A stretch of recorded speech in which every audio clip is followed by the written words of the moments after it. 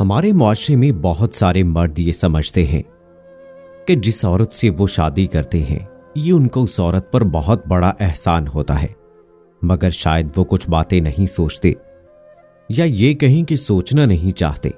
शादी के बाद औरत क्या क्या कुर्बानी देती है।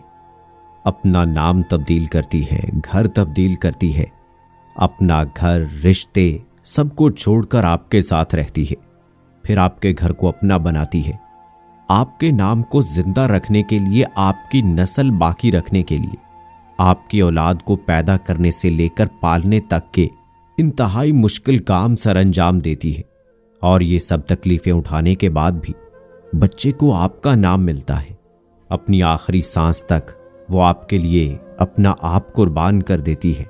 घर की सफाई, खाना पकाना, बच्चों को पालना, सास ससुर और दूसरे घर वालों का ख्याल रखना, और इसी तरह के बहुत सारे दूसरे रिश्ते निभाना।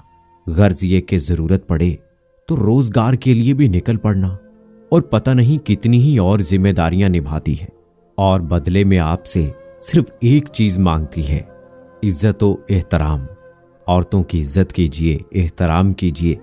आज की बच्ची कल की मां बनती है, तो इज्जत व एहतराम सिर्फ मां का ही नहीं, हर औरत का कीजिए, क्योंकि औरत की जिंदगी इतनी आसान नहीं जितनी नजर आती है।